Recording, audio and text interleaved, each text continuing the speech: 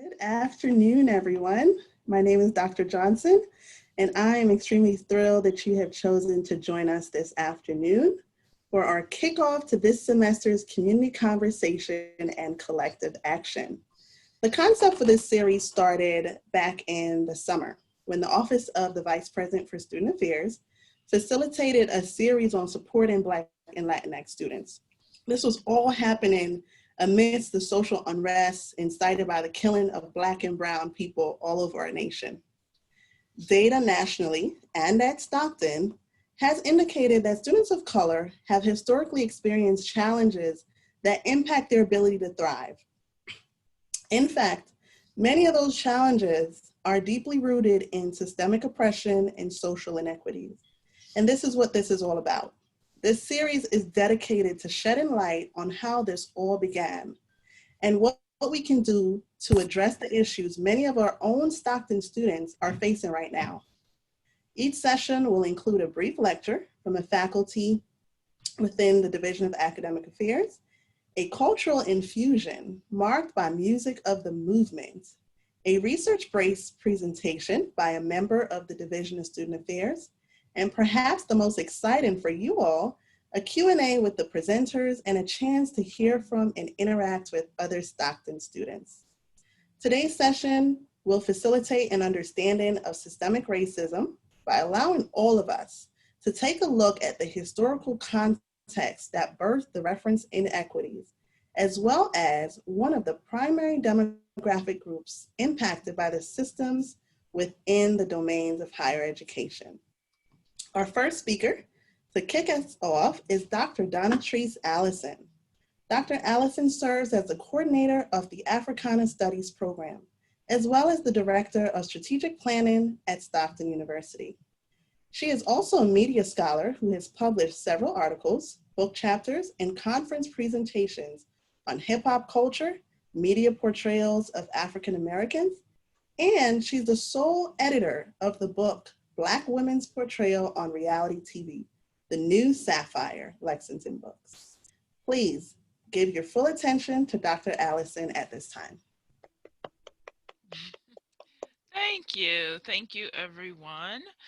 I'm going to share my screen. I'm going to go ahead and do that. And I just wanted to say I would love to see as many faces as possible. So if you have the ability, I would love it if you can put your cameras on just so that I can see who I'm speaking with. It's hard enough kind of operating in this virtual world when you feel like you're just talking to little black boxes. Okay, so thumbs up, everybody. If you can see my screen, please give me a thumbs up. Okay, so for those who don't know me, I've been at Stockton. This year marks my 16th year at Stockton. And I teach both in the Communication Studies program and also the Africana Studies program.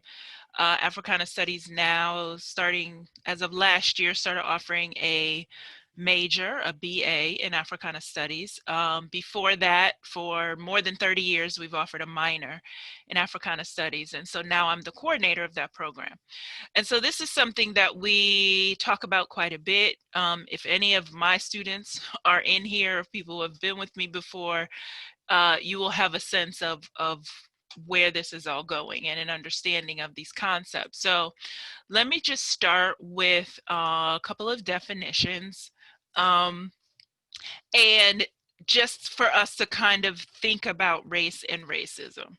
So race being socially constructed, and that's something that we really want to kind of walk away from this with, this idea that the notions of race is so socially constructed for us, which means it's just something we're taught. Our understandings and ideas about race are things that we are taught. They're handed down to us. What we're taught to believe about certain groups of people, what we're taught to believe about ourselves is also a part of that. So a socially constructed category for grouping people, it's based on skin color, it's based on hair texture and eye shape, it's based on physical characteristics essentially. And most importantly, it's used as a way to assign worth and social status. Okay, now keep that in mind. Racism, then, a system of denial, deformation of people's history and humanity. So, denial of humanity for some, and the denial of the right to freedom, based primarily on race, right? Based on primarily these physical characteristics. And the thing that I really want you to think about in this definition is the notion that it's based on perceived superiority and power. And there's an important reason why I'm saying perceived, because no one is really more superior than anyone else. But racism survives off that notion that, well, this group is superior to this group, so then they should get more somehow. They should own more. They should have more opportunities, etc. So it's based on that perceived superiority, notions of superiority that are also end up being passed down. And of course, it's based on power. Who has it and who doesn't? So those who have it can maintain this idea of superiority and through all kinds of systems in our society. Okay, so think about that. Now, these concepts of black and white. So again, it's important for us to keep in mind that it's not literal, first of all. None of us are literally black in terms of our complexion and appearance. None of us are literally white in terms of our complexion and appearance. So these are more so categories. They're categories that assign this worth and value to certain people, white being perceived as better than black. Okay. Now, these things came about, though, through colonization, through the process of colonizing the continent of Africa and through the process of enslaving people of African descent. Because before that, before colonization started to spread on the continent, and I also have this map here because I want you to kind of pay attention to this. This map shows this right here is North Africa, okay? And it shows you how close Europe and countries in Europe were to North Africa, right? And so there was interaction between nations of Africa and Europe before colonization and before enslavement. There was trade, there was interaction, there were African people from Morocco who went into Spain and helped to civilize Spain. They built libraries, they built universities. They were a big part of setting up the architectural structure of Spain. So there was interaction. And if you ever go to Spain, there are museums that show you the fact that there are images of Black people in as royalty. They had dynasties and they were a part of the picture before they were known as being people who are slaves. So this idea that the story of Africa started with slavery is a false idea, because the people of the continent were helping to build. They were trade, they were involved in commerce and all of that with other countries. Okay, so as we move, and that notion of black and white and white being better than black didn't exist at that time. So that's why it's really important for you to understand these concepts of black versus white came with colonization. Why? Because it justified what started to happen. It became used as a justification for, why these people, we need to focus on enslaving these people. Why? Because they're inferior. They're less than, they're not as smart as, they're barbaric. So all of these kinds of things were assigned to black. All of these notions were assigned to being black. And so if you were that, then really you should be underfoot, under white people who are smarter, who are more superior, and all of that. So that's how these concepts became developed, and these notions of black being better than white. Remember, it wasn't before colonization, that wasn't the belief, because black early civilizations were incredibly progressive in all that they were doing in mathematics and science and astronomy and all of that. Okay, Rome, and we often hear about the great Roman Empire and the great, empires of Greece. They were getting ideas and information and learning things from those on the continent of Africa. Until, again, we started moving to this idea where, no, the people of Africa, they are somehow less than. So we are justified in enslaving them.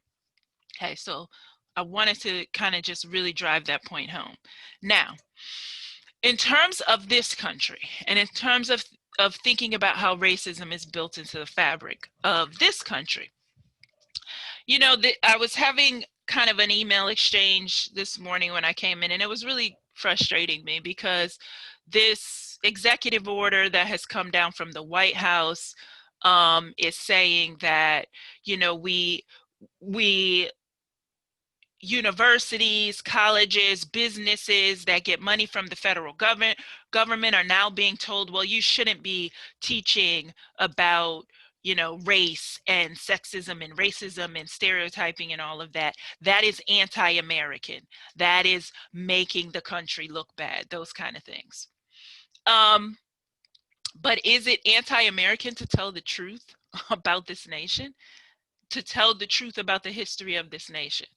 It's kind of this idea that, if we deny the truth, sometimes it's no longer true.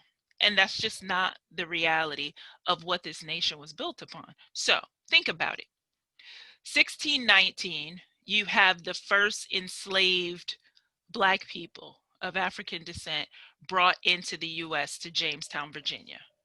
Now, many of you as students, you learned the Mayflower story, right, of 1620, and the Pilgrims came and they settled and they, had this big meal with Native Americans. Like, you learn about it like that in Thanksgiving. But the reality is, that there were enslaved Black people brought into Jamestown, Virginia a year before the Mayflower.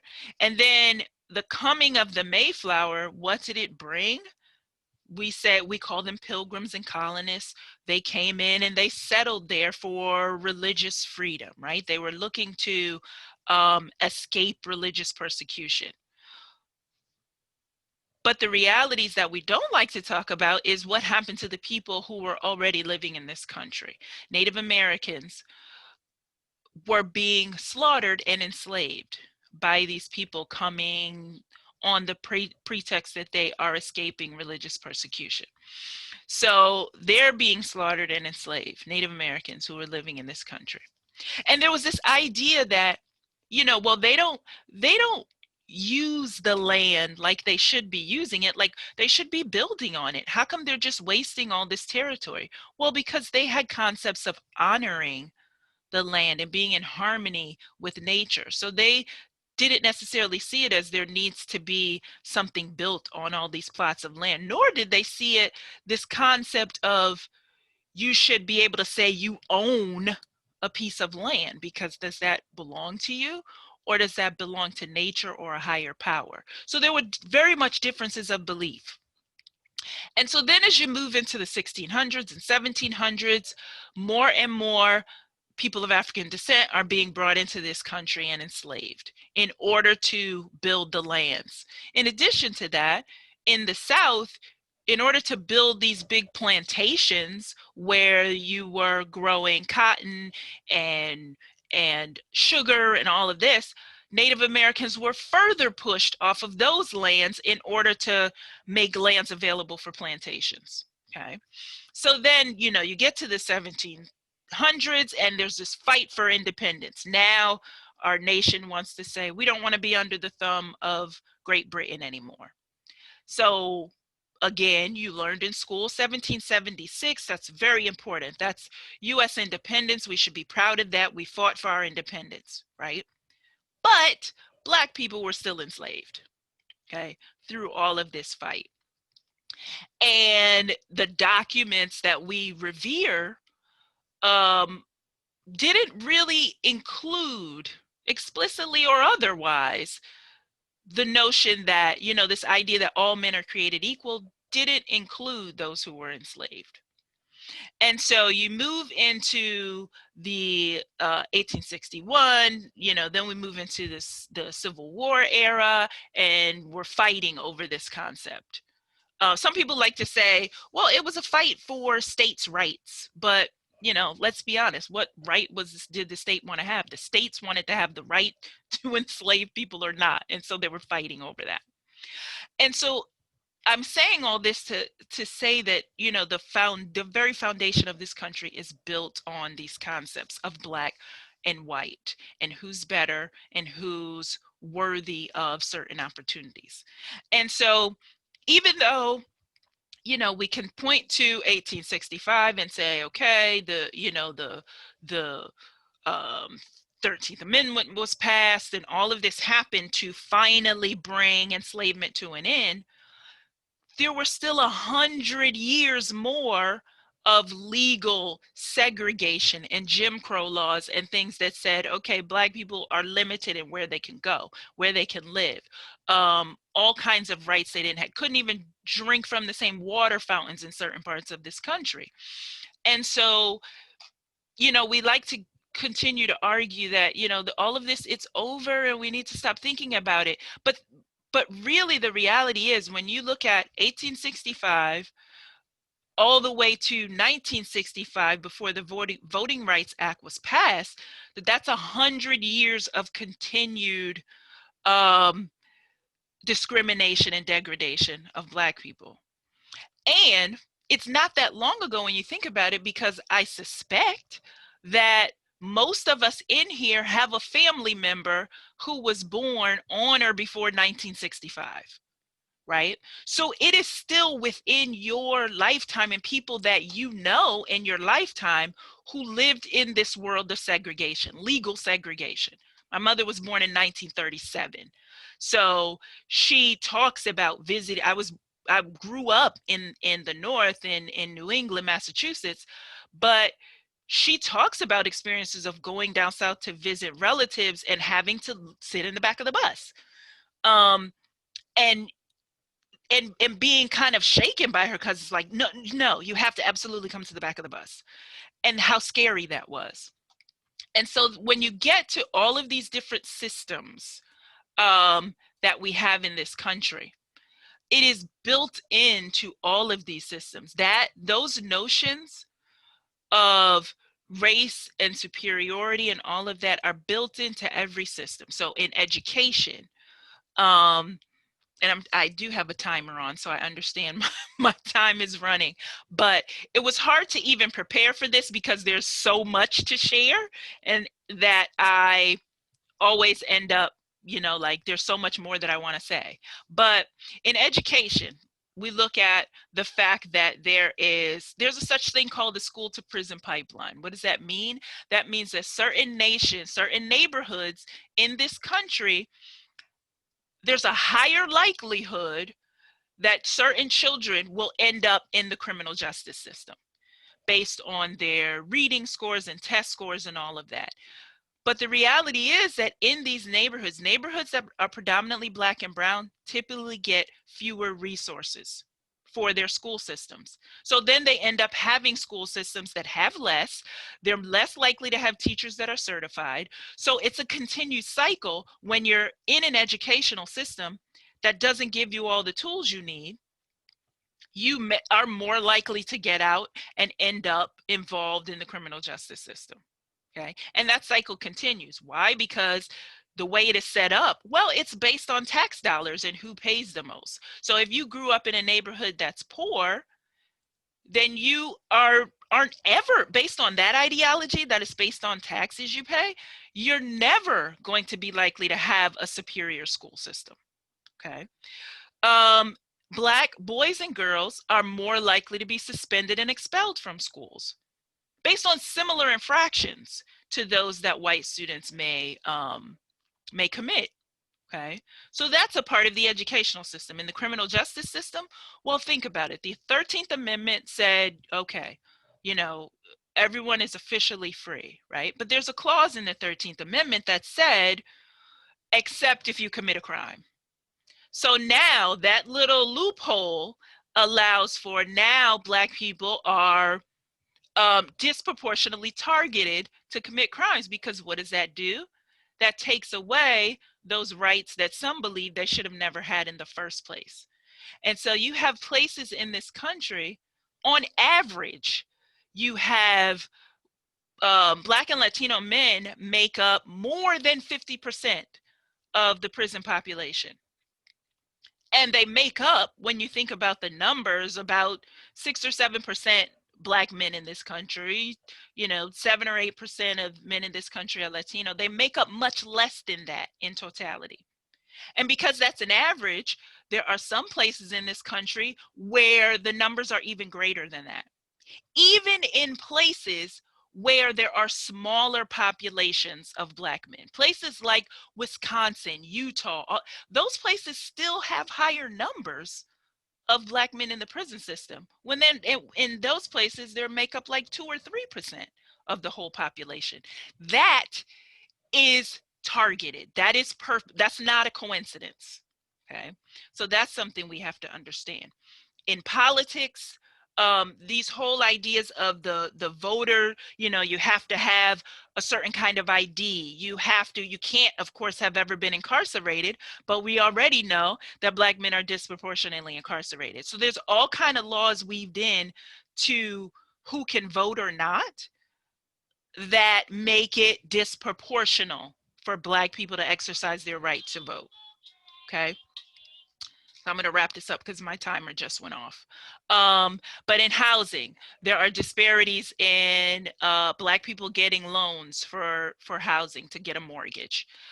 In the arts, when we're talking about the arts and entertainment, we can see that built into the film and television are all kinds of stereotypes. The book that Nordia mentioned that I was involved in was all about the realities of how Black women are stereotyped in film and media. To this day, like, it drives me crazy when I see those commercials of the, head rolling, neck rolling Black woman in a commercial. Like, that is the constant stereotype of Black women, that they have this attitude and they're loud and sassy, right?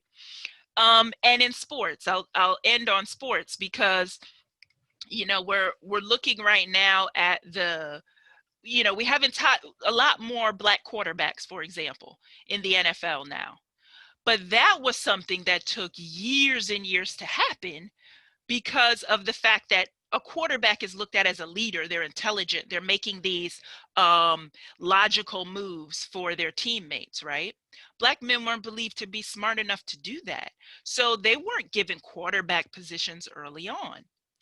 And even though you have more of that now, there's still limited numbers of head coaches for Black men. There's still, zero in the population of owners. We don't have, that's not common to see Black owners in the NFL, the NBA, and any kind of professional sports, even though the population of people playing, particularly the NFL or NBA, are predominantly Black. Okay. So it's in every area. Race and racism, notions of Black and white are essentially built into the fabric of this country. I will stop there, even though I could say more. Thank you so much, Dr. Allison. Thank you for that powerful and informative lecture. I see a lot of hands going around, so thank you, thank you. I hope that each of you were able to learn something new about race, racism, and the systems of inequities that Dr. Allison talked about. If you still fully aren't following these concepts, don't worry. There'll be other opportunities throughout the sessions to grapple with these terms and the realities that Dr. Allison mentioned throughout this session. Also, if you have questions about this presentation, the audience will be given an opportunity to ask questions later on in the session. So please hold on to your questions. You will have a chance to ask later on.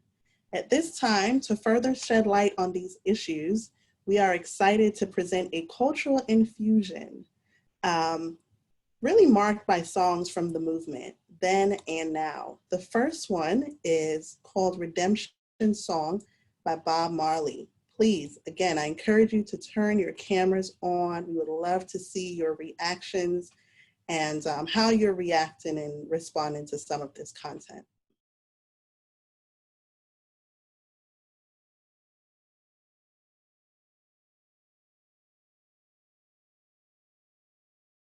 All right. I hope you guys enjoyed the lyrics as well as the visual of the video. At this time, we'd love to offer you all an opportunity to kind of tell us what you want to hear, what you think reflects the song of the movement. At this time, there should be a poll popping up on your screen. When you see the poll, please go ahead and respond, letting us know which of these songs do you think reflects the topic. If you haven't heard of these songs, just pick one based on the name that you like, and you'll have an opportunity to hear it next. All right, I see lots of responses coming in. I'll give folks another second or two to respond, and then I'll go ahead and play our next song. All right, I'll keep you in suspense, have you wondering which one you selected while I go pull it up. All right. Coming up for you right now. Okay. All right, without further ado, the song selected by the students Good grammar and spelling are important, but if you want to write essays that inspire. All right, here it is.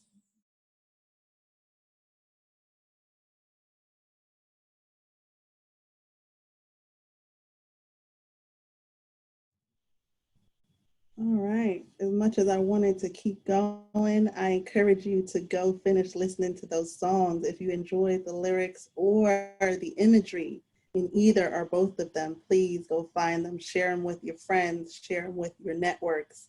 Go ahead and educate your communities using music if you so choose.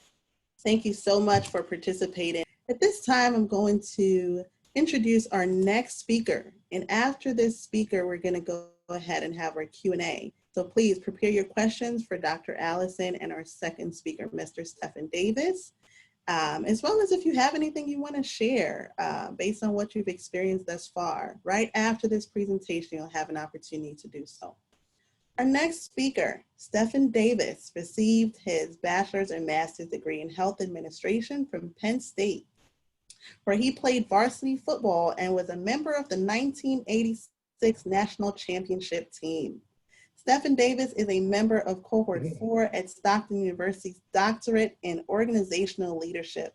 He was named to be the Gloucester County All Sports Hall of Fame and Deptford High School Hall of Fame for his noteworthy accomplishments in leadership as a student athlete at Deptford High School and Penn State University. He's been involved with several professional organizations and served in several leadership capacities, including president of Stockton University's Council of Black Faculty and Staff, and 9 years as a board member for Pleasant Tech Academy Charter School. Along with Davis's full-time employment in higher education administration, he currently teaches as an adjunct professor in a freshman seminar concerning contemporary issues in sports. He has also received several civic leadership and campus awards for leadership and community service. Please join me in welcoming and being attentive to Mr. Stephen Davis.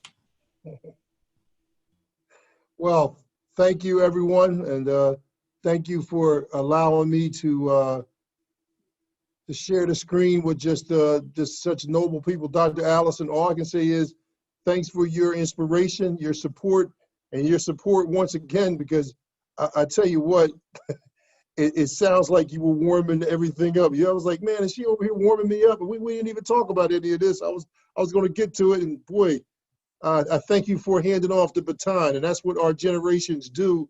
We hand off the baton to each other. And Dr. Allison spoke about that earlier, that there are a number of things that have gone on for years, and things haven't changed. So I'll get started right away with the first particular slide that I have that talks about 50 years worth of discussion. This is what this is. When we start to talk about challenges, I'm sorry, this is the first slide.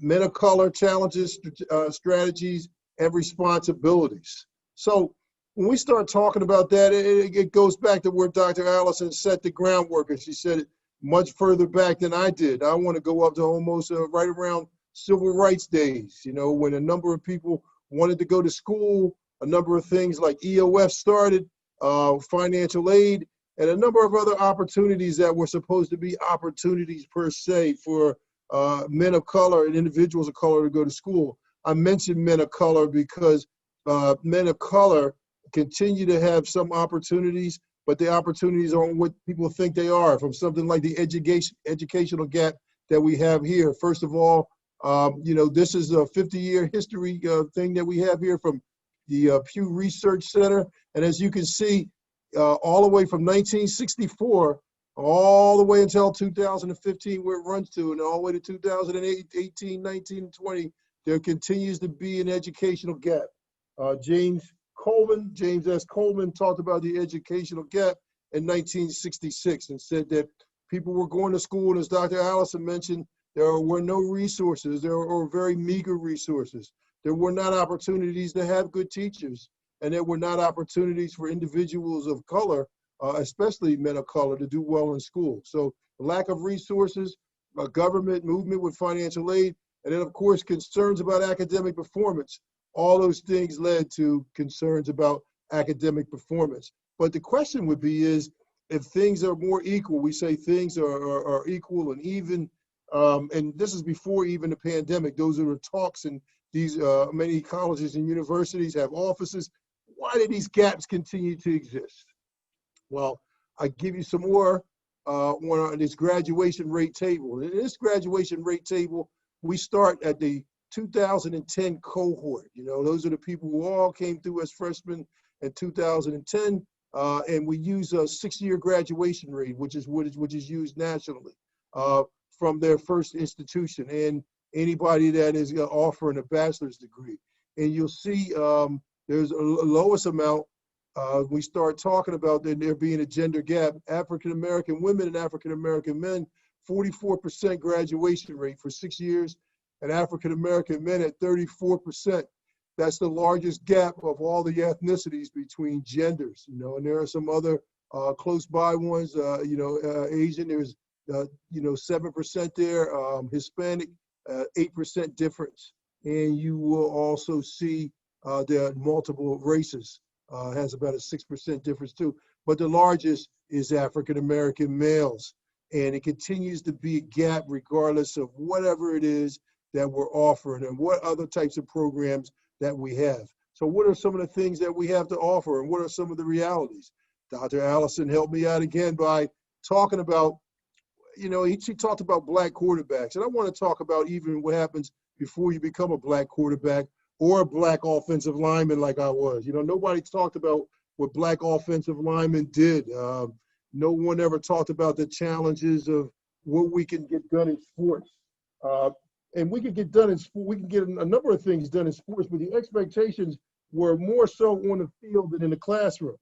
So if we take a look at a sport, and we know that football is going on right now, college football barely.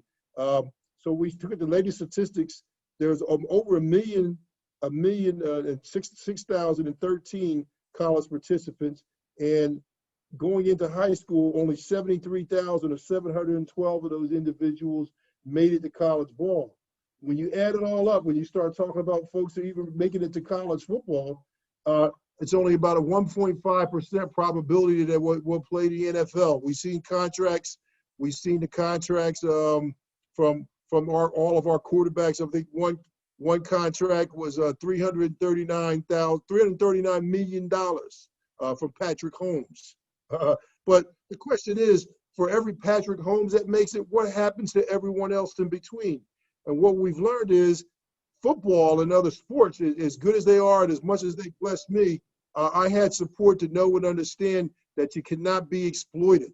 And of course, exploited means being used for one's own use and one's own desire, that you'd be exploited. So a number of people aren't doing well. And if you go back to that chart in the beginning, who else is getting exploited to keep this continual educational gap? And what are the dreams of the people that did not even make the 34% of the people that graduated in their educational gap as well? But we continue to get fooled by it. The NCAA is doing part of what they can, but they're doing it all that they can, and not just in commercials. And we noticed too, in terms of men of color, in African-American males especially as well, there are challenges at the academy. I do teach, and I have not teaching this year because of the doctoral program, contemporary issues in sports. And I probably coming near the end with me using this particular text, but I continue to use Whistling Vivaldi. Whistling Vivaldi is a very important text. If any of you get a chance to read it, it's a good read. It's an easy read in some ways, but when you start talking about identity contingencies and you start talking about stereotypes, there's a lot more specific things in studies. So when we start talking about identity contingencies, African-American males have to continue to put on a different air, have to put on a different face. So they're not harassed by the police. They're not harassed by individuals in their particular field. And most importantly, they're not harassed by the entire society. And in this particular text, a gentleman was going to graduate school. All he was doing was walking down the street, coming from class, maybe had a hoodie on and some very comfortable clothes. And, you know, when they saw him in one particular way, a group of people walked down the street grabbing for their pocketbooks, going to the other side of the street. And he was able to say, and it wasn't part of the song selection, and I understand it as well, but a song for the Beatles, Vivaldi, he was whistling Vivaldi to let individuals know that he can mix in a particular song where people let hands off of pocketbooks and stayed on the same side of the street, gave a comforting and consenting smile. This seems to be a thing that happens with African-American males as well in the classroom. There are a lot of microaggressions and relationships with faculty. They're not comfortable, and we don't have the greatest faculty in all ways, as Dr. Allison talked about, not just even in high school, but we start talking about, predominantly white institutions. We must work to try to get individuals that do look like us and quality individuals that also as well that will understand what the transition is. As we continue to face stigma, as we continue to come into class and say, how is this guy 6'7", and he's 6'7", what sport does he play? Where did he go to high school? Was he All-American? Not was he a member of the National Honor Society? Or not was it a part where he took biochemistry in 10th grade and got through biochemistry and all the major different subjects. But as Dr. Allison mentioned earlier, those resources aren't there. So a number of people are very aware of that, so the microaggressions continue to come about how folks could make it. And also, we talk about this all the time in terms of facing mental health stigma. Mental health stigma is big. A lot of us, because of the way society is and because there are microaggressions, there's very little trust for us to look at in terms of turning our mental health over to individuals. Student attrition and educational attainment, a lot of times we leave schools just because we're not comfortable, just because of the resources we have. It's not that there's not enough money into the resources. The question is, are the resources as invested into the African-American males? Those are the questions. And then, of course, the lack of grit from Angela Duckworth. Angela Duckworth continues to put out a lot of studies in terms of why individuals of color, especially men of color, leave school. They have the grit on the field, but when it's 4th down and 1, I know I got to get low and I got to knock the guy back so my quarterback can get the first down. But if I got to get through a doctoral program or if I got to get through a difficult undergraduate course, what am I going to do? Am I going to ask for help? Am I going to do something that's going to take me out of the woods? And am I going to be able to survive? Or is it just too easy to quit to go back where I'm comfortable?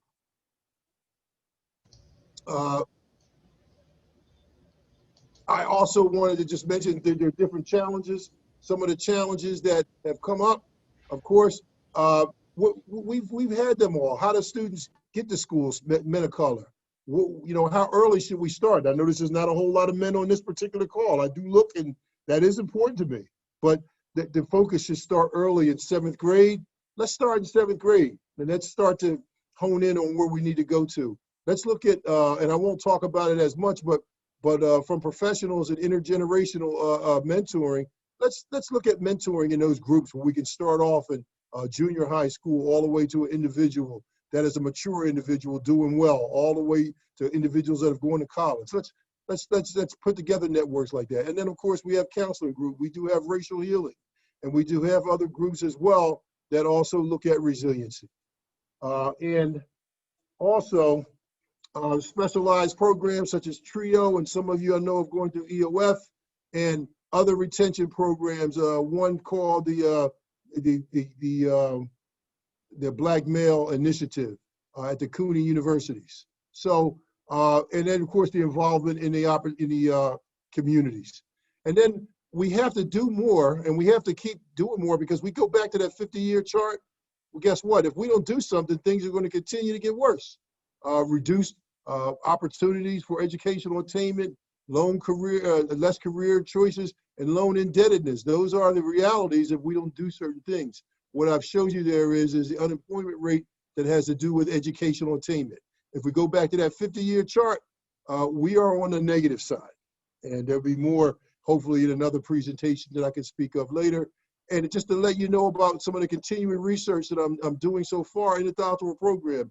Hasn't gotten as far as I want to just yet, because I'm starting to get there. I'm starting to get a chair and do a number of things, but I want to talk about the lived experiences of African-American males in a 4-year predominantly white institution. That's going to be the focus of my study, and the importance of persistence related to graduation rates. And as you'll see, there are things that are related to why people, when we talked about it earlier, stay in school. You know, what are they going to study about why African-American males can just leave? What is it like for them to come to college and transition, and also have close connections to the community and quality teaching and quality classroom experiences? And of course, the development of looking at a first-year program. And the theory that I'm looking at, and I say so far, because when you get a doctoral chair, sometimes those things change. Terrell Strayhorn's sense of belonging theory, we definitely want to look at sense of belonging, which is the kind of the sandwich in the middle to all the things around it. It has to do with some positive outcomes, their social identity at a PWI. So I would also mention, to wrap things up, I know my time is short, these are the recommendations I've also come with so far. And I think we talked about this before, training and transition. What is the training like for teachers? What is the training like for faculty? And is the training this typical, as Dr. Allison said, are we still going to go by what the history book says about Crispus Attucks? Are we still going to go by what it says about 1776? Well, training and teacher training may as well have been back as far as well, because if these classroom experiences stay the same and the gaps stay the same, then we really need to train and talk about the issues of individuals when they come into school. And also professional development strategies, different professional development opportunities, freshman seminar courses that's mandated to focus on materials and challenges and success of men of color. And then of course, providing more resources. And I know that I see Hashim on here, who's part of the Sankofa program. For that program, making it more prominent, and then institutions looking for African-American male persistence in graduation. Looking at with genuine accountability, that if there's genuine accountability, we don't have a real educational gap. Institutions need to start paying for it out of their pocket if there's no accountability, and if people aren't gaining ground. So that is kind of a condensed version of kind of where I was. That is my research. I want to thank you all for tuning in and allowing me to take part in this conversation. We have done some work, we've got some things done, and we have a lot more work we have to do. Thank you. Thank you so much, Stephen Davis. Let's give Steph a round of applause silently. Thank you so much for sharing your research with us. I think I would venture to say the students have learned quite a bit from both your presentation and Dr. Allison's thus far.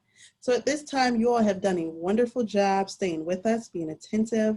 And so I invite you to interact with us at this time. We would love to hear from you. Do you have any questions for Dr. Allison or Stephen Davis in regards to their presentation? Any sentiments you'd like to share based on your experience thus far? Please go ahead and use the raise hand feature to do so at this time. If you're having audio issues, please use the chat and someone will make sure to read your question for you. Any questions for our presenters thus far? I see a hand from Marcia Fielder. Yeah, Marcia, how you doing? Stefan, have you looked at, or I don't know if there's any documentation from our first alert program where we're supposed to be sending, are we getting a group of young men for you to start to talk to? None specifically, and I guess that's kind of what my point was in a lot of things. A lot of times in first alert, you know, for you to get check the first alert, faculty are the people giving a lot of the first alert. I can tell you that I don't see too many men of color involved with first alert things. I'm not going to say for sure exactly why. There are some, but it's a very small amount. Again, it's about trying to get help developing a relationship.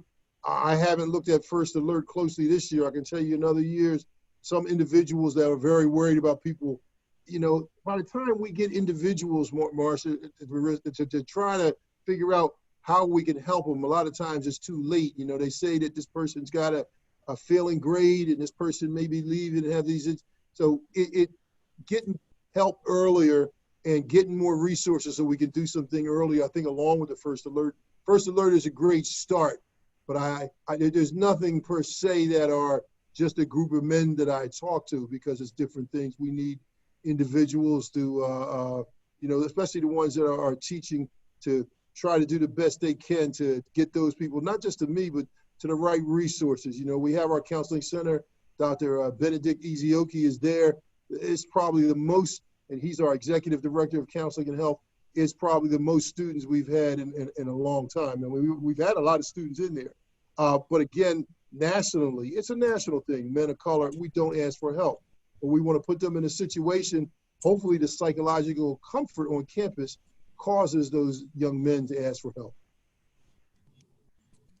Thanks.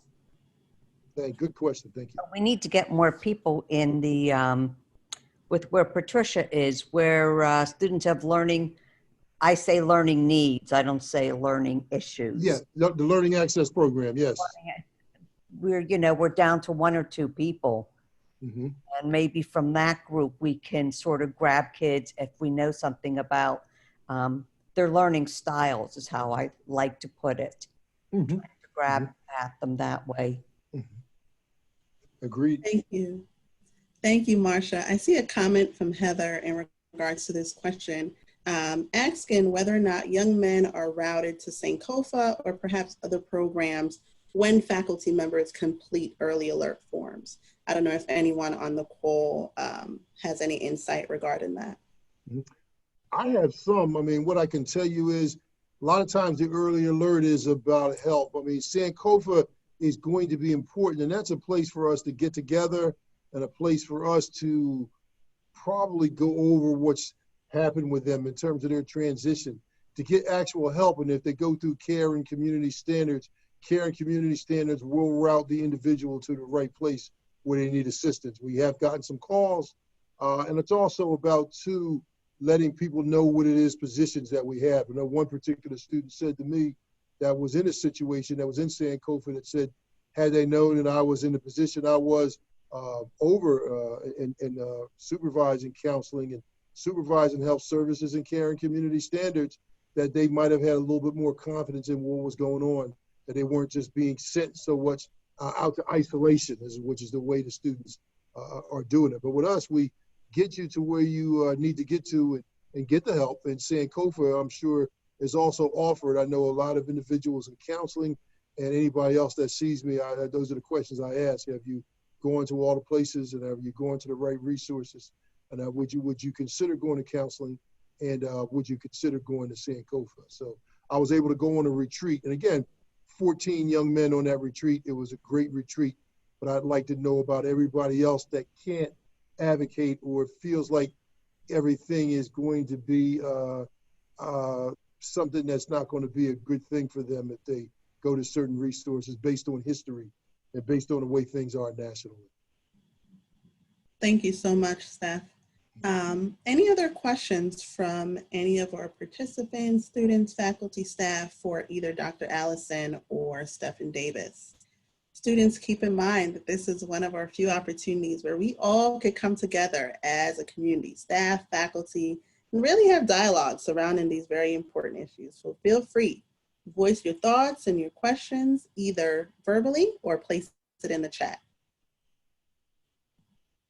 So I see that Matthew Hone placed a comment in the chat.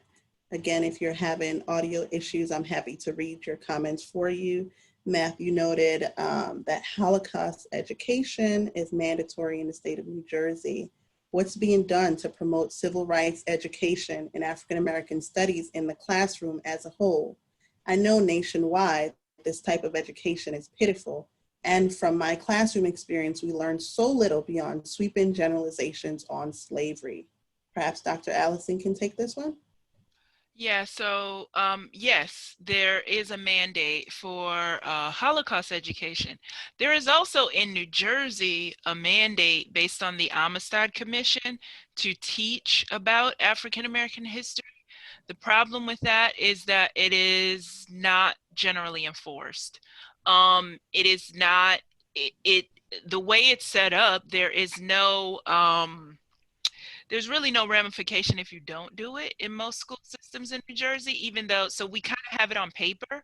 A part of the challenge, if you were, that a lot of teachers say is that they don't know that information themselves, so how are they going to teach it?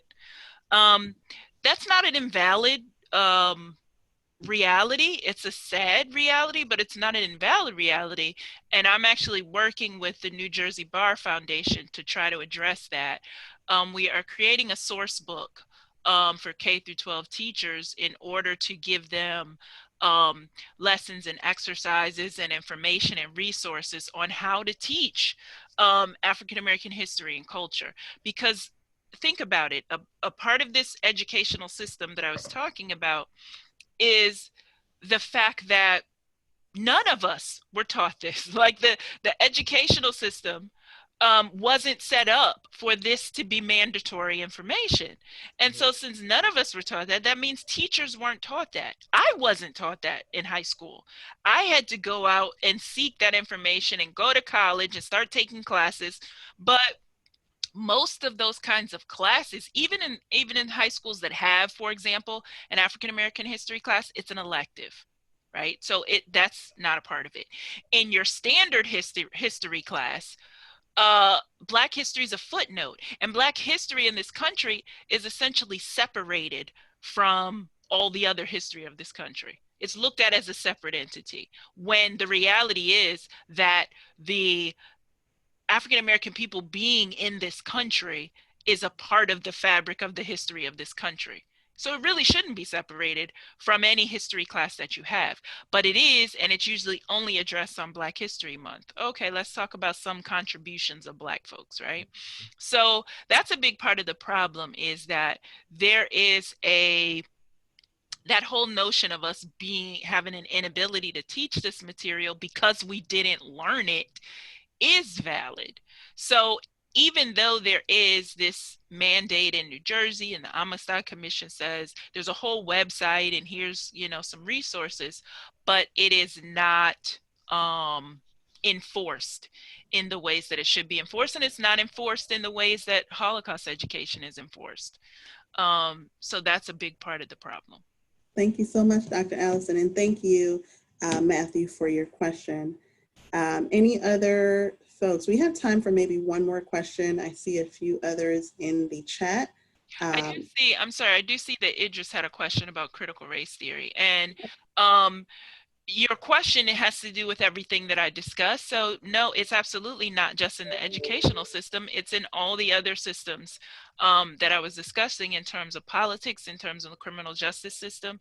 This idea of critical race theory that is race is a part of all of our systems, and it is typically used to assign less value to people of color.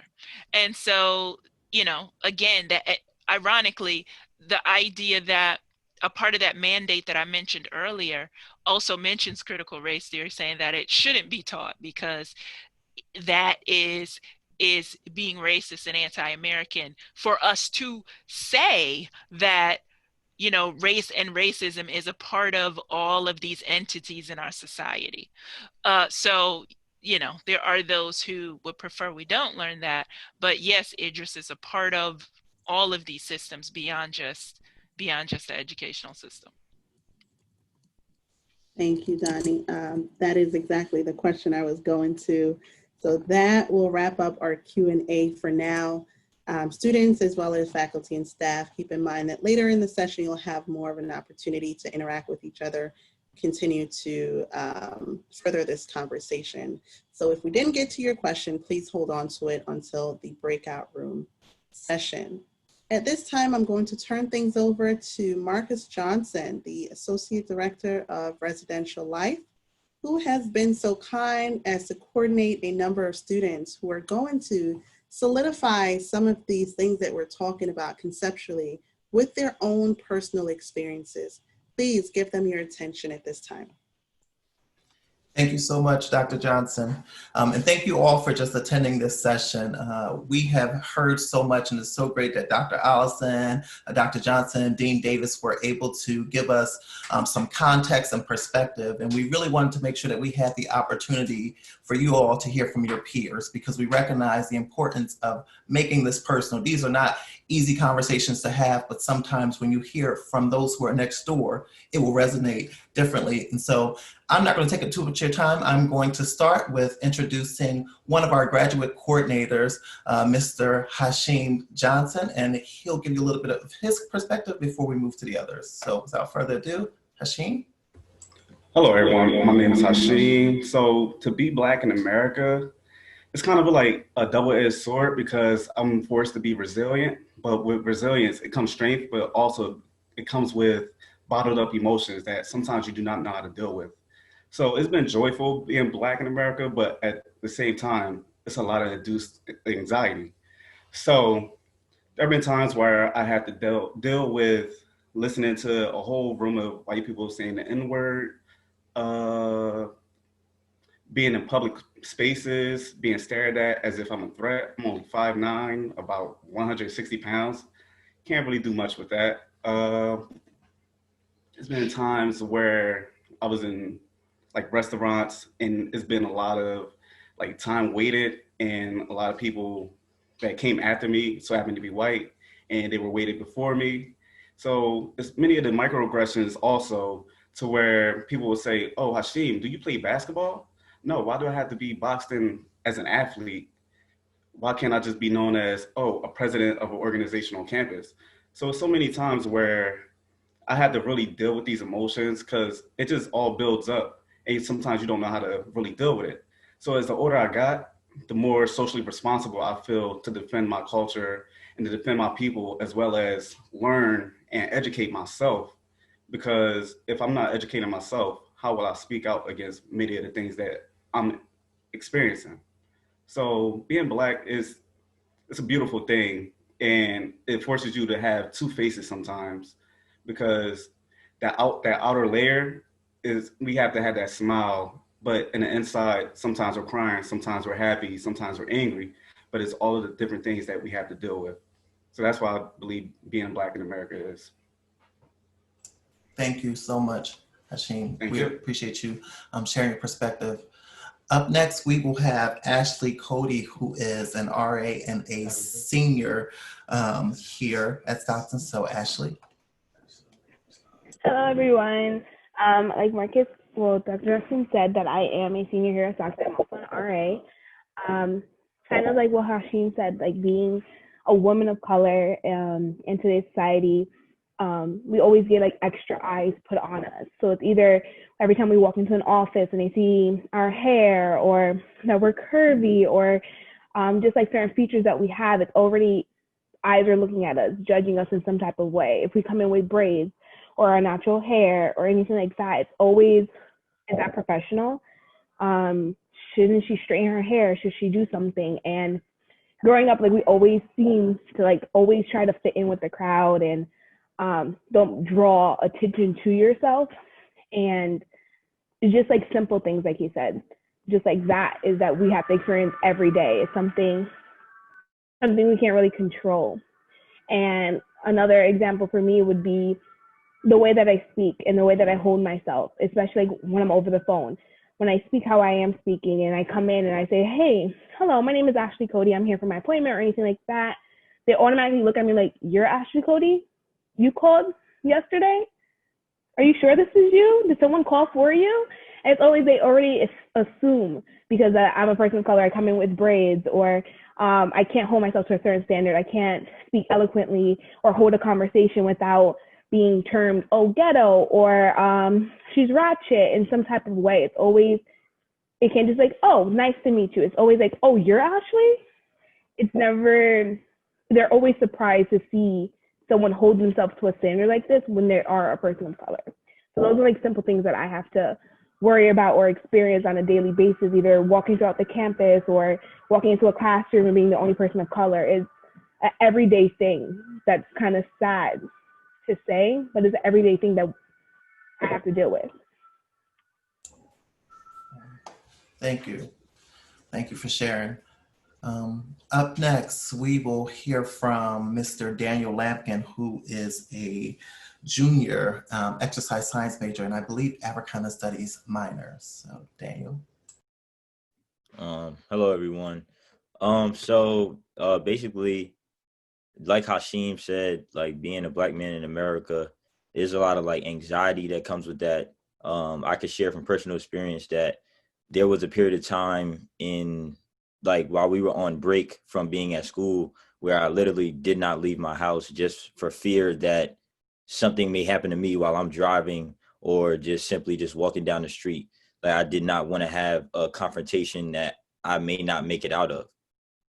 And then also like with me being so far away from home, I get texts from my mom every morning just saying like, Daniel, please be safe. Please make sure that you're doing the right thing. Please make sure that you're not driving after 8 p.m. because you never know what can happen. And just another personal experience that I would like to mention is that while I was in middle school, I went to Catholic school in Bayonne, New Jersey, which is far up north. And so I went to school with a lot of people that didn't necessarily look like me. And so for me, like growing up, like I always wore like hoodies, had my hood on my head. And so we had recess after lunchtime. And so while we're in recess, like me and a couple of other boys, we always sat on like the stairs that were in like that were on one side of the schoolyard. And so one day a teacher came up to us like, all of you take your hoodies off now. You all sitting over here like thugs and you're making everybody else uneasy. And so me just being me, like how are we making everybody uneasy? Like we do this every single day. And then next thing you know, the next day I come to school in the morning and now the school literally made a rule that we cannot have hoodies on in the schoolyard. So now here we are, it's winter time, 30 degrees outside, and we have to wear long sleeve shirts or just sit there and try and like bundle up together because we can't have hoodies on at all in the schoolyard. So that's just like a couple like personal experiences that I have. Wow. Thank you, Daniel, for sharing that really personal experience. Up next, we have Miss Leslie Camilo, who is a senior health science major and also an RA and ambassador. Leslie. Sorry, I couldn't unmute myself. But hi, everyone. Like Marcus said, I am a senior here at Stockton and an RA and an ambassador. And kind of just to touch upon what Ashley said, I am a, fair-skinned Latina, so I don't want to take away from anyone else's narrative. However, as still a person of color, it's like, as a person of color, you still have to carry that baggage with you. So like we were discussing what we would talk about earlier, and I was explaining like, sometimes we end up internalizing that systematic, that racism that, that we know exists out in the world. We end up internalizing it, and it could come in forms of code switching, where, you know, the way you talk with your friends in one setting, or the way you might talk with other people who you're able to identify with in one setting, is how you really speak. But then when it comes to being around a family, maybe like when I'm giving tours around a family, that I'm like, okay, I don't want them to perceive me a certain way, so I'm going to cut back on my slang. I'm going to make sure that my words are said correctly and slowly, so that you're not looked in any way. Or, you know, that internalization could come with the fact that sometimes for meetings, I'm wearing my hoops and I have my hair out, and I'm like, okay, no, maybe I should take out my hoops, because I don't want to come off too much as like, you know, like I look like I'm like, you know, like literally like talking in slang and with my big hoops, to not play into that stereotype, because I don't want to be seen differently. Because at the end of the day, where others may be able to wear those hoops to speak the way they want to speak, they may be taken seriously, versus when a person of color does the same thing, it's not taken the same way. You know, we have different outcomes for situations that might work out for others, and it just won't work out for us, just because of the fact that we are people of color. Yes, absolutely. Thank you for sharing. And last but certainly not least is another RA, Roy Cook, who is a senior health science major. And I also, if I'm not mistaken, believe that Roy is an Africana Studies minor as well. Yes, Dr. Allison's giving me a thumbs up. So, Roy? Hello, everyone. My name is Roy, like Marcus stated. So as a Black man attending a predominantly white institution, I mean, we all know about the injustices that's going around.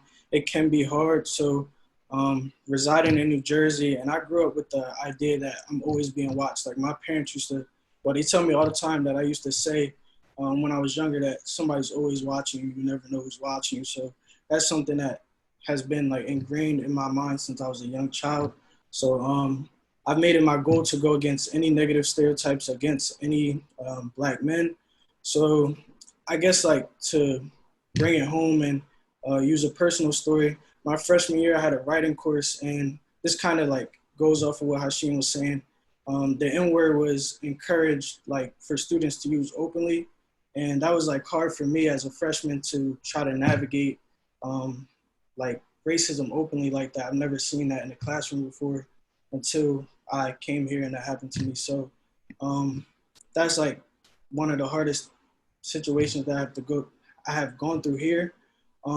And just to go off of what Leslie was saying, when I speak, I'm speaking with the thought that I'm speaking for people of color at this institution, people of color throughout the world, and people of color everywhere. So that's just like some of the things that we have in the back of our minds that other people might not know.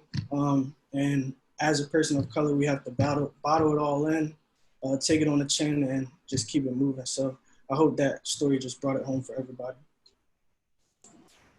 Thank you so much for sharing, Roy, and all of you for your courage just to be able to share something so personal and vulnerable. Thank you, Dr. Johnson, for creating the space, and Dr. Allison Dean Davis again for your work. And so, Dr. Johnson, I'll turn it back over to you.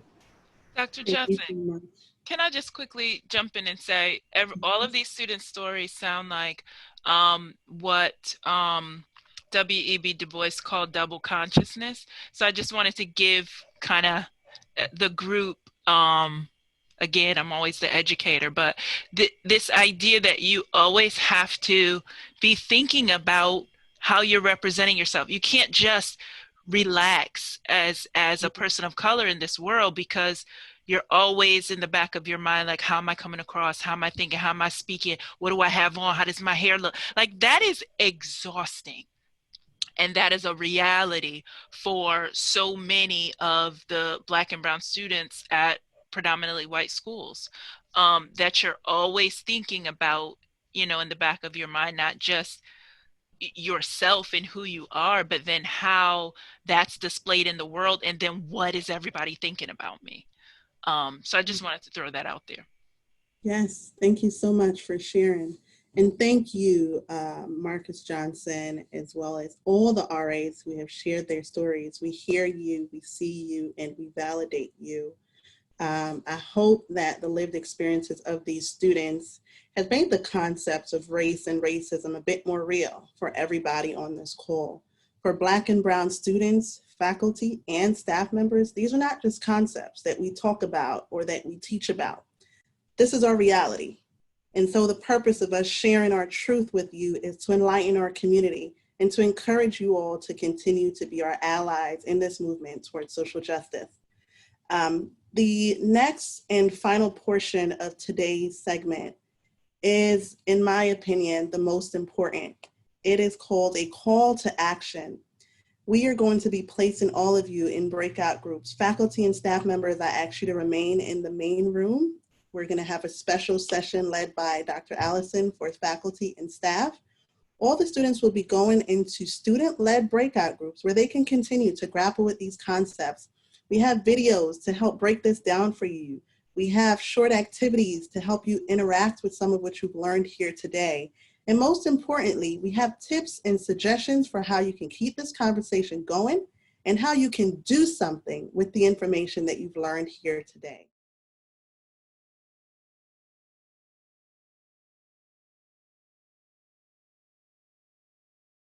I'd like to thank you all so much for joining us this afternoon.